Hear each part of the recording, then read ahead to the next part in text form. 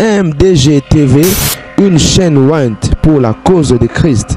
Mafuta Yasika, Mafuta Yasika, Mafuta Yasika.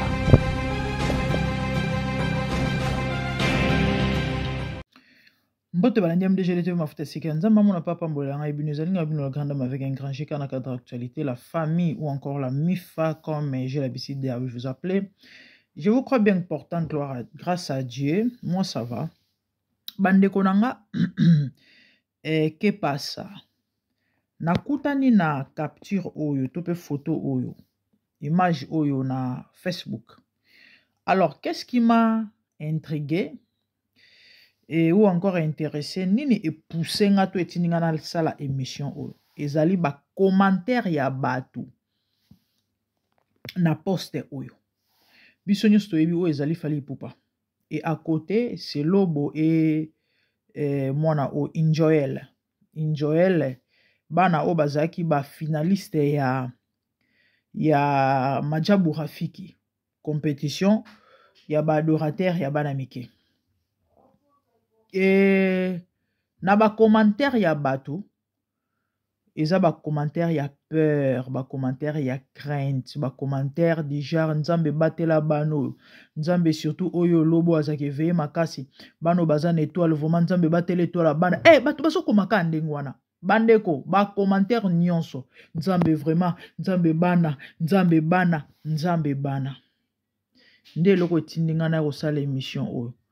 Bandeko bo limbisa nga na ozala un peu dur, hein? Mais na osepela bo comprendre, na olinga bo comprendre ngai. Ezate ke non awa na zo détester ndeko na biso Fally Ipupa. Non, non, je vais vous parler des réalités spirituelles où échappe à bato. Désolé pour na bato ba okoma nzamba batela étoile bana, nzamba batela bana. Dieu ne fera rien. Tant que les parents et même ba exposer to ko livrer bana na bango, Dieu ne fera rien. Je suis désolé de vous dire ça. Et sa responsabilité ya baboti. Ya kozwa soin ya bana. Yo kozwa mwana yote. Ok, repesi na maboko liboma, muto liboma connaissant que muto naza liboma. Ata soki air moko boazongaka normal. A liboma. Soki ba réseau kimie. Akozwa mwana na bwaki likolo na place yamba ya lâché ya beti muto na sa panzani mutu. Bo condamné na bo lobaka nzambe poko tiki muto liboma mboma mwana ya buzoba. Bandeko bo limbisa ngai. Pourquoi batu bakomi bongo? Simplement parce que batu bayebi ke Fally a muto kisi. Ya nango ya kosamba te. Toyebi yango ki Fally Ipupa za na kisi. Et nini eleka na monde na monde spirituel. Batu mususu c'est vrai o baza peut-être charnel ou encore ba maîtriser monde spirituel te. Bango ba omona ngo juste bon après tout. Aza star, ba kutena ba petit pe baza ba star ba sui poste. Faites très attention. Satan ba sarana na été hein. Omoni diable azako opportuniste. Hein? Diable azako opportuniste. Sur opportunité leki liboso na ye ako lekisa yango te. A saisir yango. Satan asala malamu te, mutako sabino te. Si réellement, na lobi si réellement Fally Ipupa est serviteur du diable. Ne croyez pas que neba nana baleki bongo. Ba oleka inaperçu ya mutako sabino te. Ici, je ne vois pas la personne de Fally Ipupa. Mais je vois l'esprit derrière Fally ou qui anime Fally ou qui dirige Fally. Parce que tel qu'il est là, il est sous les ordres. Ya nzambe moko oyo yazo servir. Oyo adikta kaye makambo fwa sala. Mutu ata simbi kisi de lui-même. Aoleksa mwana ete aoleksa mwasi na ete. Mais kuna so ba ebise que no il faut pesa azalaka na choix te. Et muta kosa bino te. Bano kande bino mobolo bana mwana zan étoile et bano boy. Ne croyez pas que ndeba leki bazui pose na fali bongo spirituellement parlant et l'europe salimité leki kande on a détrompez-vous. Sur ce, tout parent a la responsabilité ya kozwa soin ya mwana na ye. Baboti bozalaka ba gérant kaka. Oui, batu bazalaka bikelamu ya nzambe. So nzamba pesi yo mabota, c'est pas que bana na yo osala na bango oyo lingi. Non, non, non. Ba bikelamu nzambe. Yo oza juste gérant. Il faut guider, orienter bana wana selon nzambe. Bible zoloba, baboti, bobo la bana tope bo élever les enfants selon le Seigneur. Tu es parent, tu es chrétien. Ozu mona ke okota mona na ba compétition, ya ba mambo eza non biblique. Mais bazu ba masquer yango na non ya christianisme. Et soki wana te, lelo oyo ekomi bakoma kosangana kana ba musicien mondain o batu nyonso bayebi ke bazana kisi bazana pacte na monde ténèbres babomaka batu balekisaka batu ba utilisaka ba étoile batu na bisa bino na ozala dire mais c'est ça la vérité. Muta kosa bino te mamna zolo beza bongo. Et du coup bozo sepela bozo seka po ani bozo kolia bambongo eza mawe eza pasi.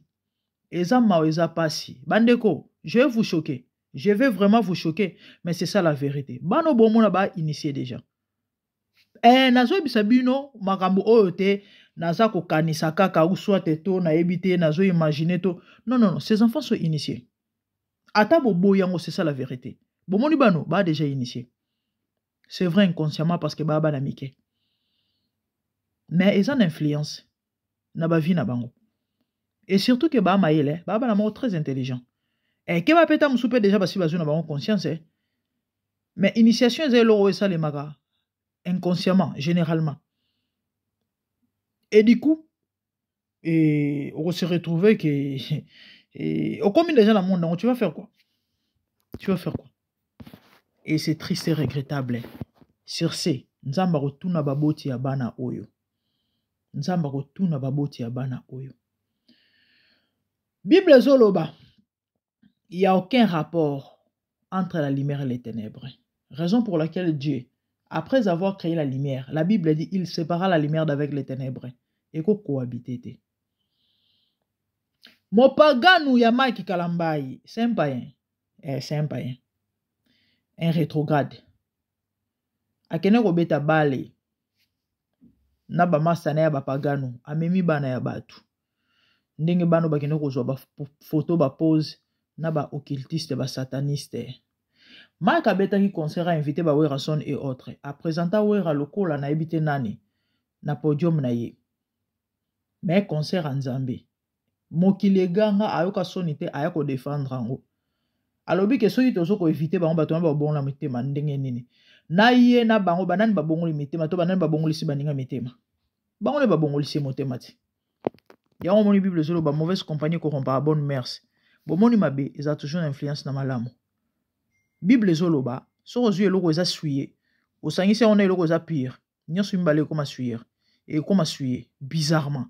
Normalement, oza pire, fallait payer et affecter, o eza suye koma pe petote. Naturellement, ya on moni so aloba atuna soki nature était rabinote. Naturellement, ya. So ozui olambi musuni. Ya fresh, tope ya frais. Ozui musuni moko pour la wana. En fait, c'est comme ça. C'est comme ça. Kokamo aya ko défendre yango. Siko banganda ba bana ko fréquenter ba païen, ba pagano, bangona ba Joël et autres. Nana ngo se abongola motema. Nani asi abongola motema. Ke mo pagano mo beto musicien moko païen to mutu mo ba zema mo kilima momoli ayo to ndenge za bona yo ko kumisa nzambe ya Mike Kalamba to ya Moïse Mbeto ya Songolo to ya Pakala. Pourquoi? Parce que depuis na bana okotoye bango ta lelonza makuta nanga azate au contraire bango ne ba gagner bato nzambe soi-disant. J'ai pitié pour ces enfants hein. J'ai pitié pour ces enfants. Et na ba parents na bango mawa mingi pona ba boti ya bana oyo. Nzamba pesio cadeau. Nzamba pesio bijoux. Olozo mwana na oboko lekati na bonzambe ola kisenzela. ok komema mwana na kata ba distraction ezanga tina botala lelo bana botala lelo bana botala lelo bana esili babungi parce que pona bango za normal bakozana ba camarade ya ba païen bakokola na ba païen et lobi bakoma ko inviter bango na ba concert à babato oyo c'est ça il y a aucun rapport dit la Bible entre la lumière et les ténèbres awa na ote batu inimitié te awa na oloba na batu te ke faut sala ba koyina bato yo. Moi si aujourd'hui j'ai rencontré Fally pour Pananzela nanga, c'est un grand frère, je vais lui dire bonjour, on est tous des Congolais. Mais ngane to ba masa te to saki amitié te. On va pas se familiariser parce que toza monde de mon côté, toza na vision mon côté, toza na domaine mon côté. Les spirituels les alaka na influence, mutu akosa binote, mutu akosa binote. Lorsque tu côtoies ces gens, mon frère, ma sœur, détrompe-toi, tu seras affecté d'une manière ou d'une autre. Et une fois que ça, tu as moni katino lo moro oyo ya ko bénéficier na ngotala, mutu akosa yote. Bako luka koko ti sona mamuna bango ou soit bako sacrifier ou soit bako utiliser. C'est comme ça là-bas, ezalaka ndengo wana kuna eratakate. Mike lola ba gagna ya koma na mupagano, koma na mutu monde wana, koma na occultiste. Comment on l'exa batou na ba concert na ba stade ko sopa makila ba ne roboli misera mais c'est ça la vérité. Eza crime, c'est ça. Un moment et tokolo ba na bandinga ba mascarade ya ba nini mais un moment il faut le ba mamo tel qu'ezali. Apprendre ou à laisser. Si je suis pas contre Mike na Mike était mais c'est ça la vérité. J'ai pitié pour ces enfants et surtout pour leurs parents. Et ça passe ces amawa. C'est vraiment triste et regrettable. C'est vraiment triste et regrettable. Ma réaction, tout c'était ça. Non, quand moi écoute. Nzambe batela bana. Nzambe. En fait, batu bazo banga, pourquoi? Parce que moni que non. Bana bazana nyoka. Surtout Mikolo Fally pour bato koufela bafana et tout le monde les soupçonnait. Balobi ke mto aleki si Chikeva, mto aleki sa nene na Goma, mto aleki sa do batangi bakomba bafani bakufi balobi mto za kosasa bango. Nzembo moko mikolo yo ya Fally ezo sa succès bazo belela bilima ya mai. Na moni mwana mwasi mo apesi témoignage sur TikTok par rapport à Nzembo wana. Alobi Nzembo wana yepe ayoki angoka na TikTok mais bizarrement à comprendre te tellement mambo belé na mututo o bossa na mambo vi ke na manepe na leka ki angope likolo mais est-il que cette chanson là affecté négativement akene soko lala soki nini soko mona ki soki nini bref ba ko bela bilima ya mai na banzembo vous dansez. Nzembo dessin 7 je vous ai dit Nzembo ezo yemba kufa na sexualité et sexualité étambola en esprit des morts tant on a appliqué to utiliser illégalement ou encore contre la volonté de Dieu que vous le voulez ou pas parce que sexe c'est ça et moyen le plus facile il y a transfert il y a esprit et zali le moyen le plus rapide au satanaza ko utiliser na temps de la fin on a ndenga mokete surtout biso bato tozana ba média o bande ko tozora ba image ndenge na ndenge hier na vandika na boy na moni na téléphone na ba vidéo momi ba le koti tubu vu que zaki noir o ba vidéo mususu yaka o moni vidéo mais ezo l'accéléré il y a de ces vidéos là ekoti surtout ceux zana télécharger te o comme on a partir à image que muto ani mais on a ce que ça noir na fini ka boy tant je vois une fille congolaise qui se fait couillonner par plus de 3 mecs. Il paraîtrait, Ezaki challenge pour passer iPhone 16. Vous pouvez imaginer. Il faut mon abanoko wana soba melelie biloko nini. Alembi na mbeto c'est ça, le monde d'aujourd'hui, les diables travaillent. Et ce quoi ba musicien bazu mission, il y a oboma ba âme. Ba musicien oyo bazu mission. Tant wazoya et azoya ko yemba vous constater lelo banzembo lelo e yemba eko ezaka banzembo moko sexuel banzembo mo yemba ka ba mamba salité mais tout ça c'est pourquoi mais c'est pour exciter les gens et vous pousser à l'action et tant que vous pratiquez les diables est en train de profiter et batouana boyebi bazo porter nini et année ils ont quoi année milimo ko kamba bango ils ont ko animer bango Parce qu'il faut voir qu'il y a une spiritualité, il y a dimension et dimension. Il y a de ces gens-là. Pour moi, tonton à Bogaro, pour la jaune. Il y en a un niveau de spiritualité, comme on Ezaïe. Eza tata na biso o amukolo succès si la raté wana. Batuana, le fait qu'il y a pese mbote. To ya ko tuta ye na elamba. Il a des forces en lui, des puissances et des pouvoirs. Oyo. Ils sont sensibles spirituellement. Oyo ka courant na nzoto. Je vous dis des choses que je maîtrise. Naebi makambo yo. Tata na bilora la tarakili kili na kingo déjà ça donne froid au dos. Namona ba image des fois avant sa mort. Bande ronanga suki ya mutu etelema ngai. Naoka malili na nzoto. Andola ta kole moko bezana danger de mort. Na babilo on a ya ba cheneta mine le bizarre babilo ando bizarre andola juste avant sa mort ka ba photo ka ndenge za la tokuta na on a ba réseaux sociaux. Na ba chapa minene. Na poso pembe mo akoma na on dirait mutu na mundele na kati ya morgue. Vous faites comment pour approcher ces gens? Ah oui, nous sommes très sensibles spirituellement. Déjà de tels gens, rien que ça la croisement au fil, au frisson. Et lorsque tu approches ces gens-là, tu ne sens rien du tout. C'est que yo penzako, yo zay bemba ko telema. Bande onanga ba olimbisa na ebi que peut-être bato bele ba oza choqué ou desi. Oh, peut-être que je fan, ou peut-être que a du mal à comprendre mais tout ce que je venais de vous dire là, c'est ça la vérité. Ça, c'est exposer la vie des enfants. Exposer la vie des enfants. Ba parents na bango mawen et a passer bano basi ba initier bango. Bano basi ba initier bango. Nzambe ka yoka mawa. Nzambe ka yoka mawa. Et a mawa mingi ya passer parce que diable a ciblé ba étoile. A ciblé ba étoile. Que Dieu nous aide. Moboti, yeba ke ozalaka gardien, ozalaka comment on dit, oza juste gérant. Omoni banano zobota to banonza pesio. C'est pas baza ba jouer na yote. To ba biloko na yote oyo ke ko luka so ozwa soki wapi et puis obimisi na mokili osana bango oyo lingi. Ko beba ya banane na mutu na yo. Lobi nzamba otuna yo. Lobi oko rendre compte na via bana wana surtout sur aux qui chrétien maman bana ils ont responsabilité na nzoto kate na molimo ozo tangisa bango ba classe abi ozo pesa bango éducation très bien mais vena bango spirituellement parce que lobi soki ba baby ba bungi ba kufi ba moni nzambe te nzamba ko tuna yo ah oui nzamba ko tuna yo parce que ça qui responsabilité na yo. Vous venez exposer les enfants et puis vous donnez la responsabilité à Dieu.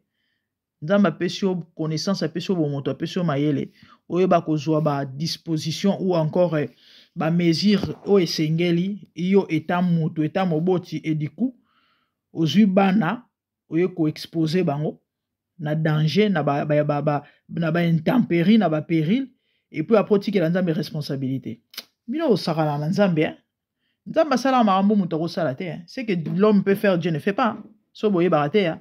Et on va moni le loba chrétien, le loba kokufa babola, ba chrétien belé le loba konyo comme ba difficulté va se retrouver dans ba réalité na ba problème aux aussi la pourquoi parce que na maramonza ba rosa la té ba tikelinza mes responsabilités. Ah franchement vous rigolez. Et bela ba problème on nzamba za nango ya gérer. Ara occuper mamuna bezanga tina wana. Nzamba sunga biso na ba na osala émission. N'a pas ça conseil, n'a pas boti. Veillez sur vos enfants. Veillez sur vos enfants. D'ici que moi, n'a royebité. Si que la maboko nzambe. Là, c'est différent. Webisi nzambe, nazala, te mobate le mala moisayo. Nzamba zo soinai. Mais yo, zalaka na mwana mikolo nyoso, maika ya biso ke no papa zo ke no beta bale. Soki na banani, soki na nini. Et puis, bilo mususu, ata soka royebisa. Déjà, la façon dont ces gens-là vivent là. C'est païen là. Ba pagan wana façon ba vivre la kawana. Bon nzambe moko te zakuna. Et ono ya succès, ono ya kistar, ono ya mami ya passé oka mokili nini mondanité, mbongo, succès et autres lelo eza ko ben ko désorienter ko bungisa bato. Eza mami que Dieu nous aide. La famille, abonnez-vous massivement sur MDGD TV Mafuta ya Sika. Biso za pona ba analyse na conseil selon Dieu kati na bonzambe. Ah oui. Awa ezara pona ba chrétien te ya. C'est pour tout le monde. Et conseil on appelle si ezara te pona bana oyo parce que baza ba chrétien ou encore c'est pour tout le monde. Denis le sapesa bino conseil na liwa Rafin Tumba. Abisi bino, vous qui fréquentez les hommes politiques, les musiciens, les pasteurs, parce que batouana tout ba continue occultisme, ya makasi ya kosakanate. N'approchez pas si près, parce que dans le monde wana ba épargnaka motute. Il a dit ça, étant lui-même nocturne, à bendaki matoi. Mais les gens ne comprennent pas. Les gens ne comprennent pas. Les gens ne comprennent pas. Les gens mami, les gens patients. Tant aux aveugles au dinda les boulots. Abonnez-vous massivement si MDG TV Mafuta Yasika. Moi c'est la grande dame, la mon nom de bonnes choses. Tout mon année prochainement, au revoir, bye.